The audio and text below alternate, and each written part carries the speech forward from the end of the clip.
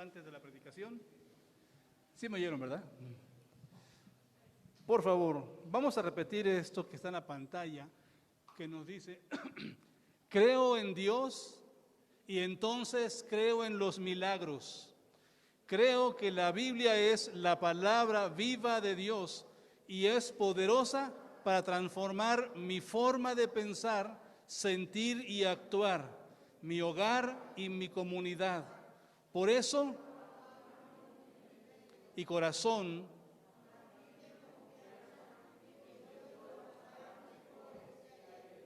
amén. Amén. Vamos a hacer una oración, hermanos. Padre, muchas gracias por concedernos estar aquí.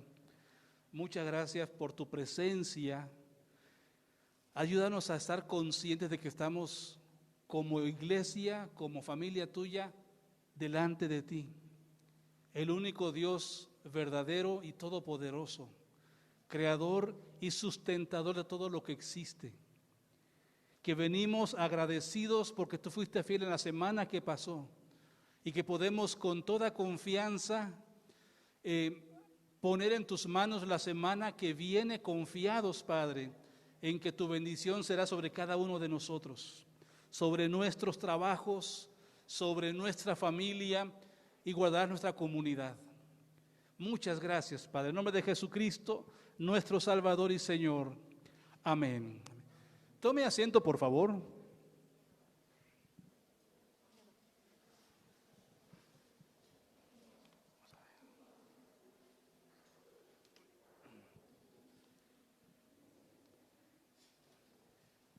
Escuchábamos, por si usted no conocía el canto de servir a Cristo, lo escuchaba, supongo que lo estaba aprendiendo, o si lo sabía, pues lo estuvo cantando. Yo le sugiero que lo busque en internet y que se lo aprenda, hermano.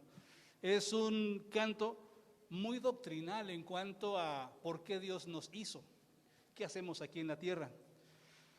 Y bueno, hay una frase de un libro que se publicó hace más de 15 o 20 años y ha sido bendición para mucha gente que lo ha leído, incluso gente no creyente lo ha comprado porque se ha vendido fuera de las librerías cristianas. Una frase que dice, fuimos creados por Dios y para sus propósitos. Mientras no comprendamos esto, nuestra vida carecerá de sentido. Lo voy a leer otra vez. Fuimos creados por Dios y para sus propósitos. Mientras no comprendamos esto, nuestra vida carecerá de sentido. Hermanos, tener éxito y vivir con propósito son dos cosas muy distintas. Podemos ser exitosos en lo profesional, exitosos en lo social, sin embargo, a la vez ser un infeliz por no estar viviendo el propósito para el cual fuimos creados. Hay dos personajes que ahorita se me vienen a la mente, personajes bíblicos. Uno es Juan el Bautista y el otro es Juan el Evangelista. Juan el Bautista vivió si acaso 31 años. ¿Recuerdan? Herodes lo mandó decapitar. Sin embargo, el propósito de su vida estaba cumplido. Un propósito único, fue el único que hizo lo que él vino a hacer. Pero a los 31 años, que tal vez fue la edad que tuvo, había cumplido el propósito por el cual existía. Y otro fue Juan. A veces le llaman el evangelista, a veces el teólogo. Juan, el que escribió el Apocalipsis, él vivió casi 100 años. Sin embargo, a esa edad recibió esa revelación. Dos personajes que vivieron, uno muy poco y uno mucho. Sin embargo, los dos cumplieron el propósito por el cual vivieron. Hermanos, hablando de este tipo de cosas, le hago una pregunta un poco diferente. ¿Puede un cristiano, puede un creyente llegar a comprometer conscientemente su vida con pasión al servicio del Señor? ¿Puede un creyente de verdad, con toda conciencia y lleno de pasión, entregar o poner su vida al servicio del Señor? La respuesta es sí. si tiene las motivaciones legítimas para ello. ¿Por qué quise incluir esta pregunta apenas introduciendo el tema de hoy, hermanos? Porque muchos creyentes entran, diría mi papá, como caballo de carrera y terminamos como caballo lechero. Flojos o aflojados, desanimados, sin ganas de volver a hacer algo. Bueno, no hay una motivación legítima, ¿verdad? Sin embargo, si tenemos las motivaciones legítimas para servir al Señor, para entrarle con pasión al servicio del Señor, a poner nuestra vida de verdad comprometida para servir al Señor, si tenemos las motivaciones legítimas, esto no va a pasar. Si somos conscientes, hermanos, de la misericordia de Dios y del amor que Él ha tenido por nosotros, nuestra respuesta natural va a ser servirle. Nuestra respuesta natural será servirle. También creo que podríamos o deberíamos preguntarnos, ¿qué me motiva a servir? ¿Qué me motiva a servir? De esto hay un montón de motivos erróneos, hermanos. Muchas veces, como ejemplo, se piensa que hay una tarea que hacer que lo haga la esposa del pastor porque es la esposa del pastor. No hay una motivación legítima allí. ¿O por qué sirvo? Pues porque soy de la familia fundadora, por eso sirvo, ocupo el cargo, o por eso debo servir.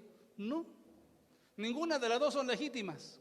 Sin embargo, como esas, hermanos, hay muchísimas motivaciones no legítimas. Por eso preguntamos otra vez, ¿qué me motiva a servir o qué me motiva a no servir?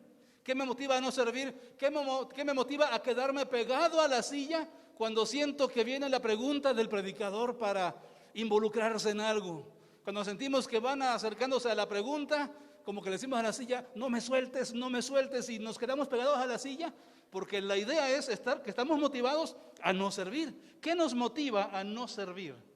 Bueno, con motivación legítima nos referimos a aquello que es natural en nosotros, tal como el manzano, que por tener raíces de manzano, su fruto natural son manzanas. Así de simple, hermanos. El cual, el manzano, no necesita que lo injerten ni que le cuelguen manzanas adornándole para justificar que es manzano o que lo mentalicen. El manzano no necesita que le digan todos los días, eres un manzano y debes dar manzanas. Eres un manzano y tienes que dar manzanas. Eres un manzano, da manzanas.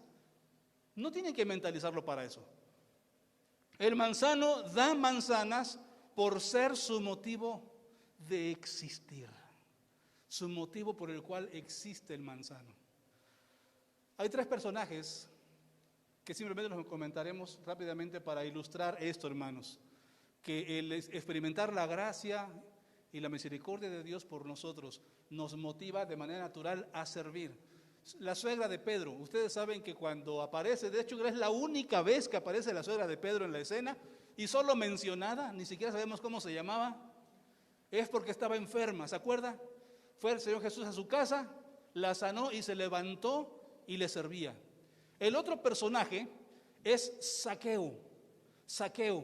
Zaqueo, que siendo judío era menospreciado, ni nadie lo quería. Yo no sé si en su casa lo querían o era cómodo para su familia ser de la familia de Zaqueo, por la fama que tenía, por la mala fama que tenía, mejor dicho.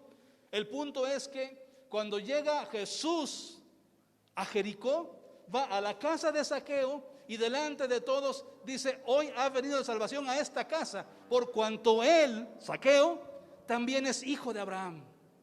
¿Se acuerda?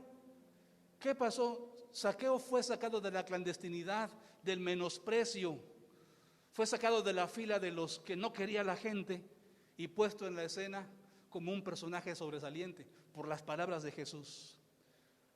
Y entonces Zaqueo dijo, Señor, la mitad de mis bienes doy a los pobres. ¿Se acuerda de toda la escena?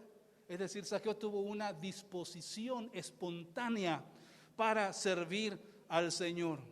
Y el otro personaje es el endemoniado de Gadara, el famoso endemoniado gadareno, usted lo recuerda. Este hombre que vivió mucho tiempo encadenado, rompía las cadenas, vivía saltando, brincando las tumbas ahí en su lugar donde vivía.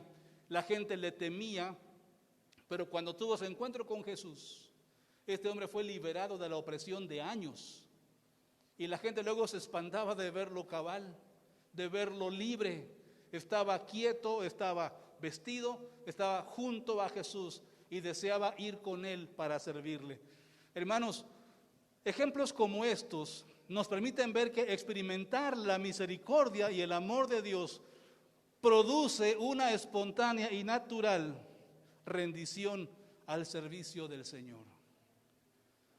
Por eso afirmamos que un creyente puede conscientemente, es decir, consciente de las implicaciones de esto, comprometerse con el Señor para servirle, siempre y cuando tenga las motivaciones legítimas para ello. Y por favor recuerde el manzano. El manzano da manzanas porque sus raíces son de manzano. Amén. Y diría un predicador, un pastor de El Salvador o de Ecuador, no recuerdo de dónde es, hace muchos años: si tú no has decidido servir al Señor con tu vida, es por una sencilla razón: no sabes cuánto te ama. Así de simple. Si tú no has decidido poner tu vida para servir al Señor, es solo una cosa lo que te estorba: no sabes cuánto te ama el Señor. O tal vez ya olvidaste cuánto te ha perdonado.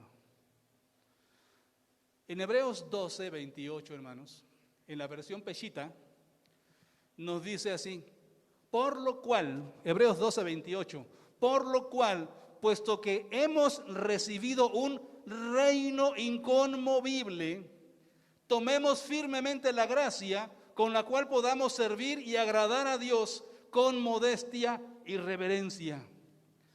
La carta a los Hebreos, hermanos, la carta a los Hebreos fue escrita para ayudar a los creyentes, para exhortar a los creyentes que, habiendo creído, se estaban enfriando. Yo no sé si a usted le ha pasado que de repente estaba contento sirviendo y de repente, por la razón que sea, justificada o no, se empieza a enfriar, a desanimar y llega a concluir: pues no me voy a ir de la iglesia, pero ya no tengo ganas de servir en nada, o algo parecido. Pero la carta a los Hebreos, o mejor dicho, el tratado teológico que se escribió para los Hebreos, fue para esto, para animar a los creyentes a servir al Señor. Algunos estaban incluso retrocediendo, yéndose al mundial, al mundo. Quiero, hermanos, en base a lo que hemos estado viendo acerca de cómo el Señor nos hizo para servirle, quiero que consideremos 3 puntos muy sencillos. El primero es que ser como Cristo es ser un siervo. Ser como Cristo es ser un siervo. ¿Por qué empezamos por aquí? Bueno, Hebreos 2:9 nos dice: lo que sí vemos es a Jesús, a quien por un poco de tiempo se le dio una posición un poco menor que los ángeles, y debido a que sufrió la muerte por nosotros, ahora está coronado de gloria y de honor. Jesús conoció la muerte por todos nosotros. Y Filipenses 2 nos dice lo siguiente: tengan la misma actitud que tuvo Cristo Jesús. Aunque era Dios, no consideró que el ser igual a Dios fuera algo a lo cual aferrarse. En cambio, renunció a sus privilegios divinos, adoptó la humilde posición de un esclavo y nació como un ser humano. Nos está hablando acerca de cómo Jesús, siendo Dios, renunció a esa posición para poder estar entre nosotros como hombre y poder morir por nosotros. Amén. La disposición para servir a un propósito. Desde el principio Dios planeó hacernos como Jesús. Lo sabemos, ¿verdad? Que el plan de Dios es que formarnos a cada uno de nosotros a la imagen de su Hijo Jesucristo. Esto lo enseña Romanos 8:29. es Jesús centró su vida en servir a los demás y servir a los intereses del motivo por el cual nació como hombre, enseñando, sanando y predicando el evangelio del reino. Y todos sabemos que una frase de las más fuertes del Señor Jesús fue que Él no vino a ser servido, sino a servir. Y la noche que fue arrestado, recordamos que Él lavó los pies de sus discípulos y les dijo: les he dado un ejemplo para que como yo he hecho, también lo hagan ustedes. La enseñanza de servirse unos a otros. Que el más grande sirva al más pequeño y el más pequeño, obvio, también sirva. El asunto es la importancia del servicio mutuo. Por tanto, hermanos, si Jesús hace todo por servir y Dios quiere hacernos a la imagen de Él, la madurez nos lleva al servicio. Amén. Es bastante obvio que todos también terminaremos sirviendo. ¿Sí entendemos, hermanos, qué es una gráfica de círculos concéntricos?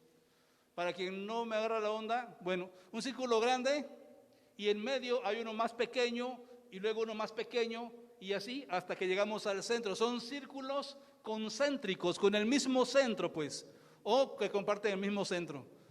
Cuando hablamos de madurez, hermanos, todos los que somos creyentes empezamos fuera del círculo, afuera del círculo de la orilla. Todos empezamos allí y todos empezamos incrédulos, riéndonos del evangelio o de los creyentes, tal vez burlándonos, menospreciando la iglesia, menospreciando el evangelio. Todos empezamos allí. De una u otra forma estamos fuera del círculo.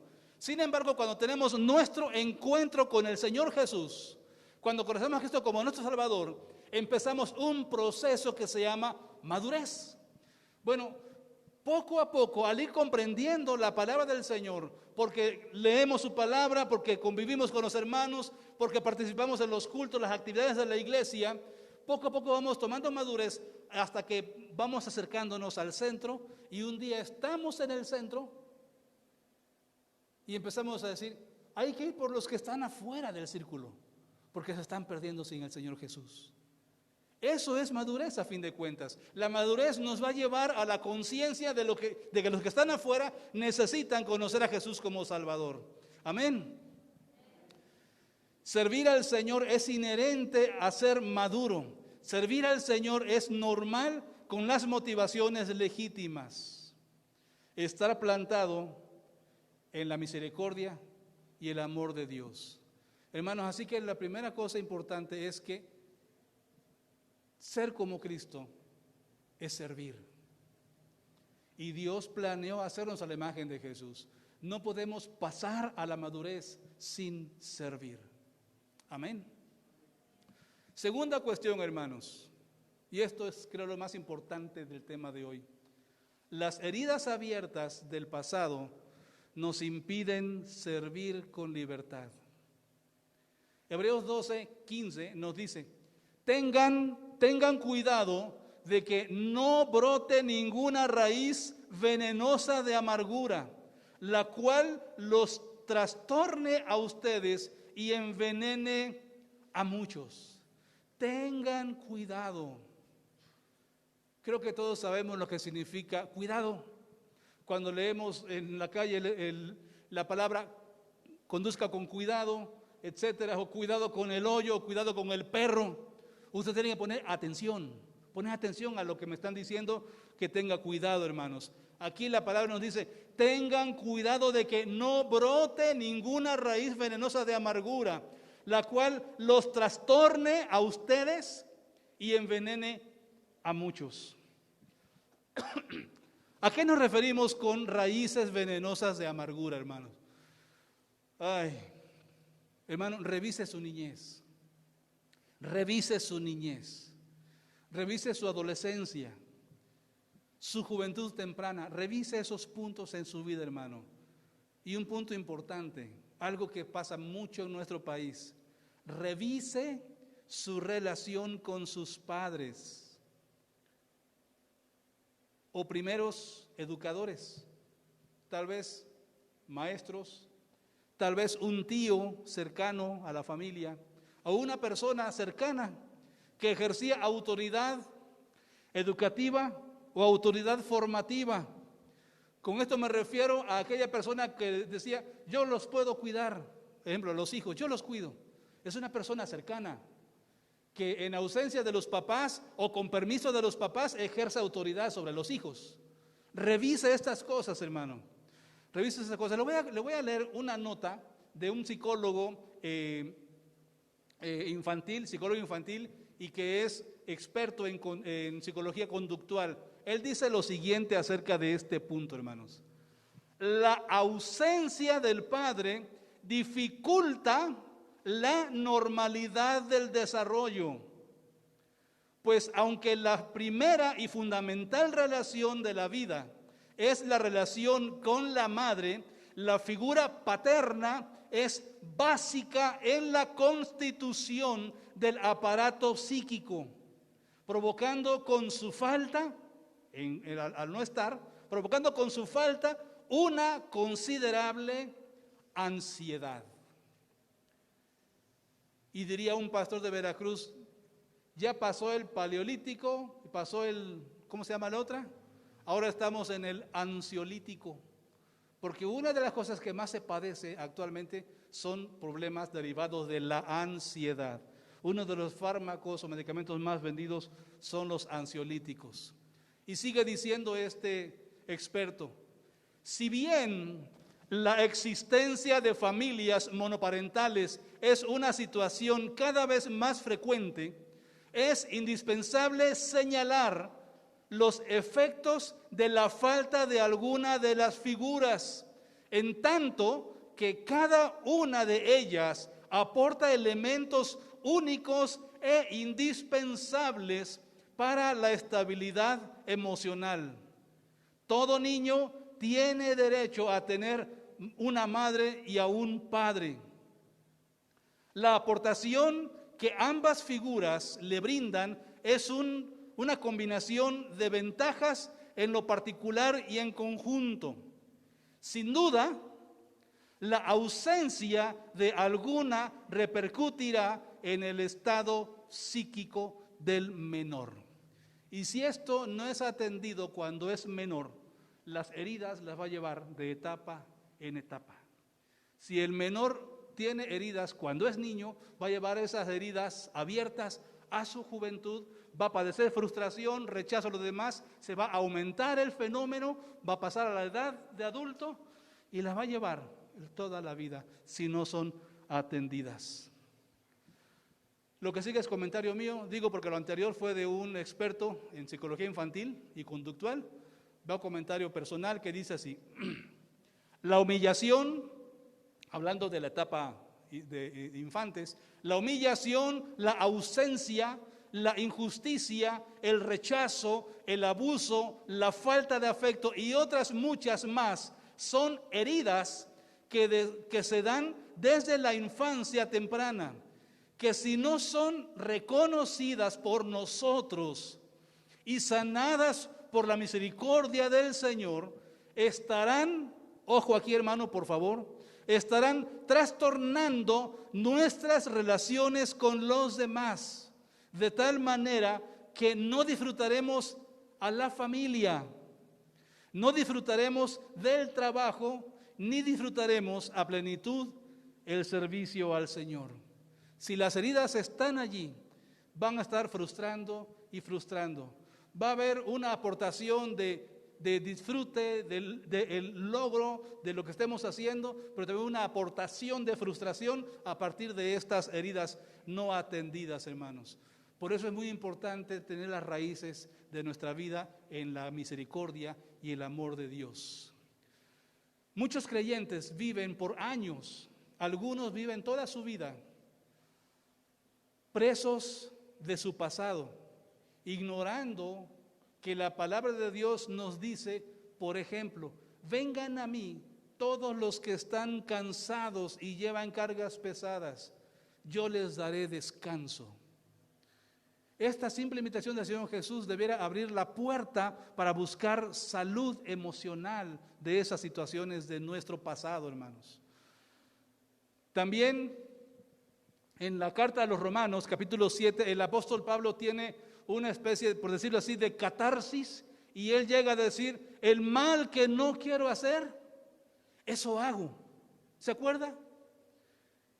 Y luego dice: miserable de mí, ¿quién me puede librar de este cuerpo de muerte? En el capítulo 8, versículo 1, dice: ahora pues, ninguna condenación hay para los que están en Cristo Jesús, los que no andan conforme a la carne, sino conforme al Espíritu.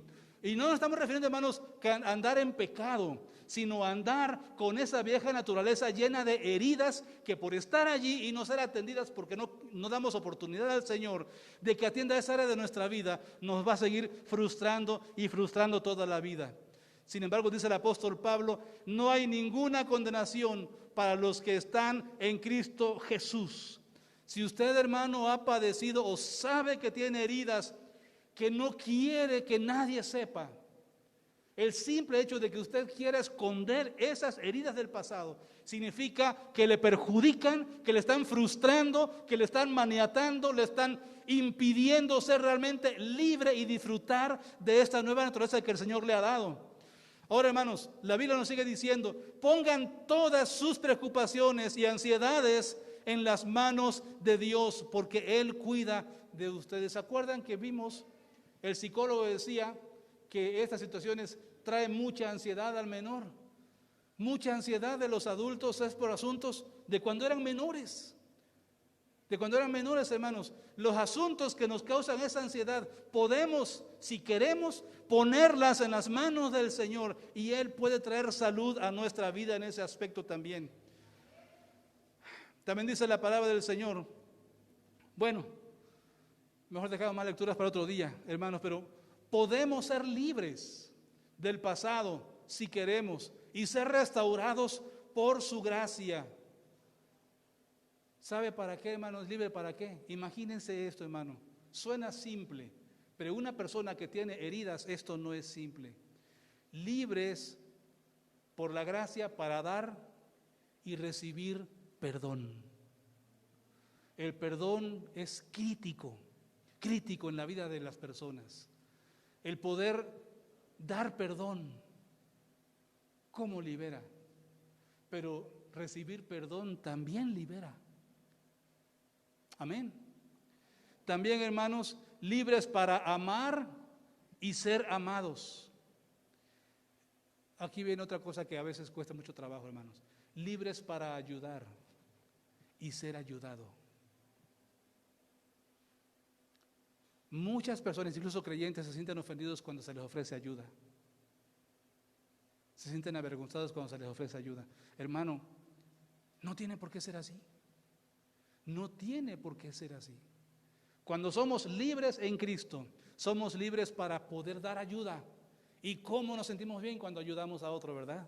Pero también libres para ser ayudados y ser liberados también. Amén. Libres para vivir nuestro propósito y servir al Señor, de verdad, como dice el texto que leímos hace rato, con modestia y reverencia. Y en tercer lugar, hermanos, en último lugar, tenemos que entender que si vamos a llegar a la madurez y a ser siervos, porque Jesús era un siervo y nos dejó ejemplo de esto, y vamos a ser sanados de nuestras heridas, la iglesia es nuestro campo de entrenamiento. La iglesia es nuestro campo de entrenamiento. Hay algunos pasajes, hermanos, como Romanos 12, 1 Corintios 12 y 13, Efesios 4, 1 de Pedro 4, que nos hablan de los dones, nos hablan de la dinámica de los dones en la iglesia, pero solo quiero comentarles 3 asuntos. Número 1, formamos parte del cuerpo de Cristo. Punto. Eso lo sabemos bien, ¿verdad? Pero en la práctica muchas veces pareciera que no.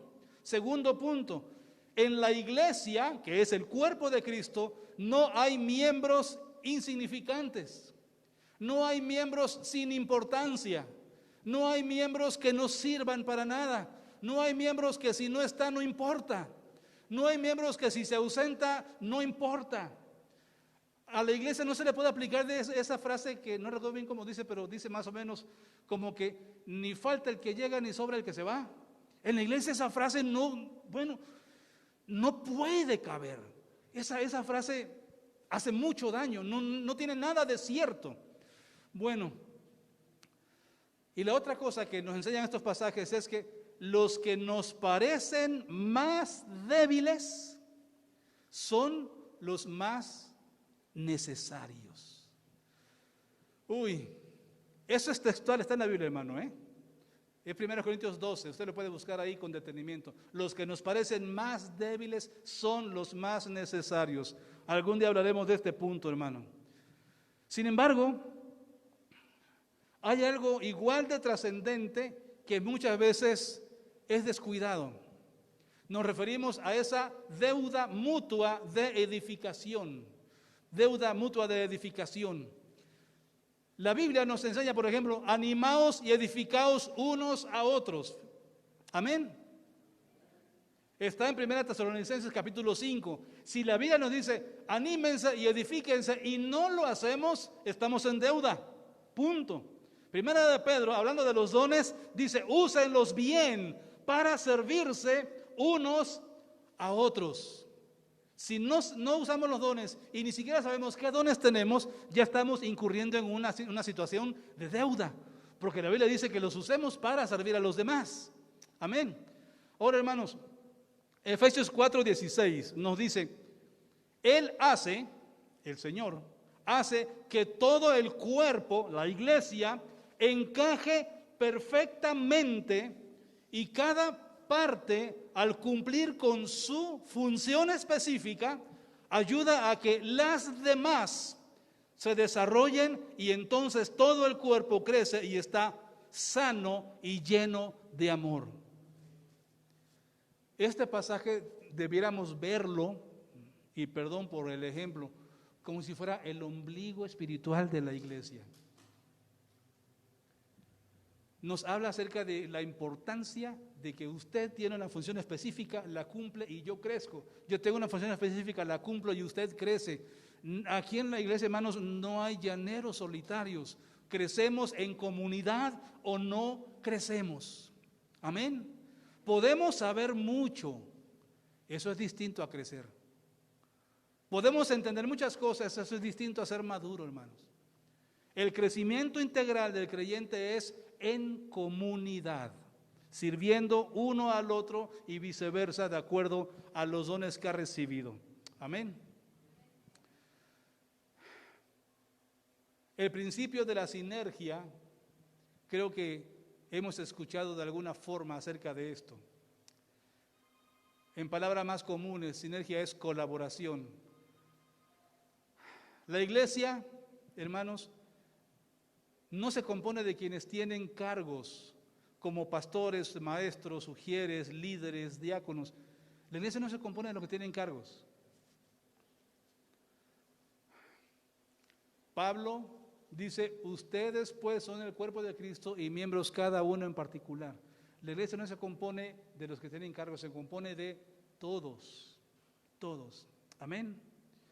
La sinergia es como pedalear una bicicleta. Usted se debe acordar de eso si le gusta andar en bicicleta. El primer pedalazo es el más fuerte, ¿verdad? Sin embargo, necesita al segundo pedal. Y el segundo pedal necesita que el primero vuelva a pedalear.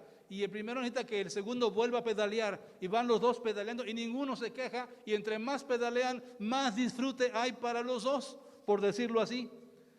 La sinergia es eso mismo, hermano, es cooperación, es colaboración entre todos. Efesios nos dice, Él hace que todo el cuerpo encaje perfectamente.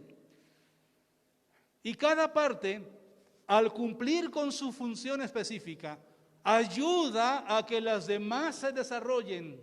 Y entonces todo el cuerpo crece y está sano y lleno de amor. Eso es sinergia. Eso es sinergia en la Biblia, hermanos. Hay algunos pasajes en la Biblia que nos hablan acerca de la sinergia y con eso quiero terminar.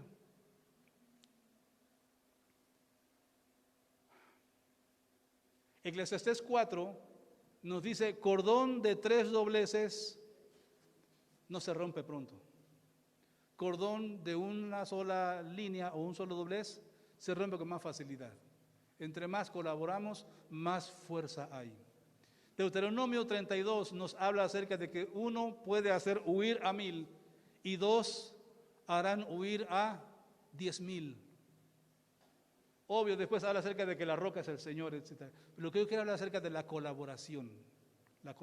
No puede ir el uno y decir, Dios está conmigo aunque no vengan los demás. No va a poder.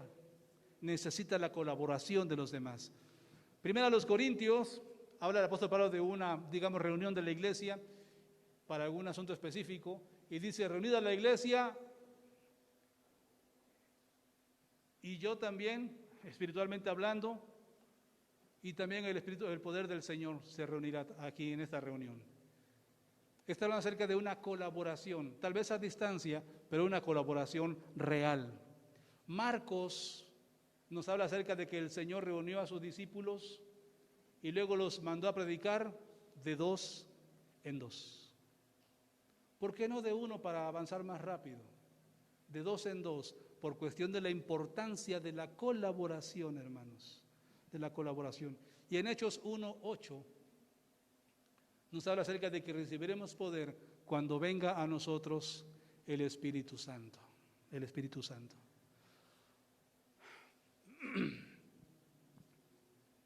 No podemos nosotros simplemente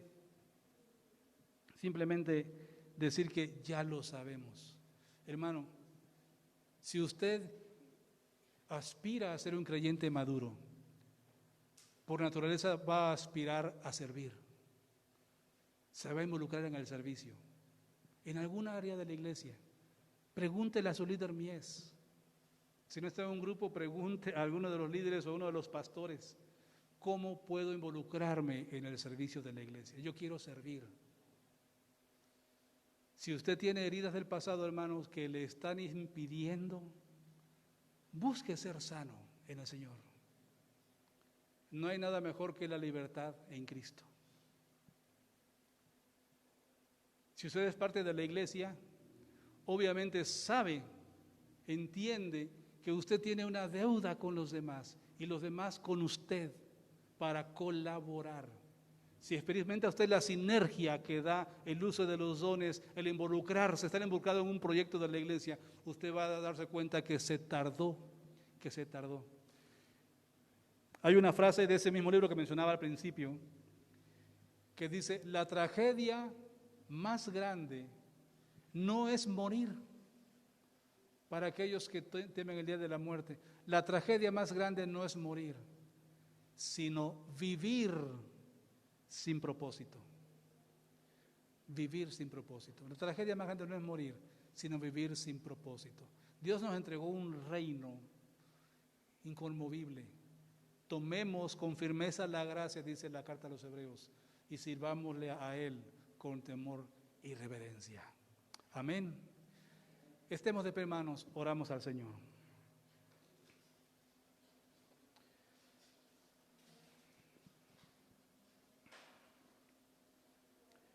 Muchas gracias, Padre, por ser bueno y por estar aquí. Muchas gracias por tu palabra. Rogamos tu ayuda porque queremos servirte. Deseamos experimentar la libertad que tú puedes traer a nuestra vida. Si hay heridas que sanar, te pedimos, Padre, que vengas a nuestra vida y nos ayudes a discernir aquellas cosas que deben ser atendidas, que deben ser sanadas. Te lo pedimos confiados en nombre de Jesucristo, nuestro Salvador y Señor. Amén. Amén. Dios les bendiga, hermanos. Puede tomar asiento.